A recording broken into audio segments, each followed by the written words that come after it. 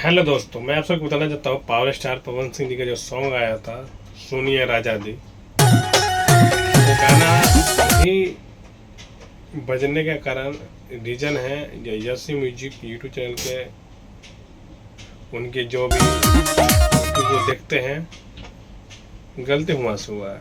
क्या गाना का टाइमिंग हो गया था चेंज, पहले 7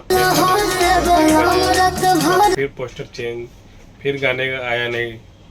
मतलब बहुत सारी इस गाने को साथ छेड़छाड़ लापरवाही बहुत ज़्यादा हुआ है, उसके कारण व्यूज नहीं जा रहा है। आप लोग देख रहे होंगे पोस्टर मिला है, तो मतलब बहुत ही ज़्यादा इस पे छेड़छाड़ हुआ है और कोई दिक्कत नहीं, गाना बज रहा है। गाना ऑडियंस सब था तो उनको टाइम मालूम था कि 7:45 में आएगा, 3 बजे आएगा, लेकिन गाना नहीं आ पाया। ठीक है, देखते हैं उनकी तरफ से हुआ है, बट कोई बात नहीं। प्यार है तो कुछ हो सकता है। पावर स्टार पवन सिंह जी का सॉन्ग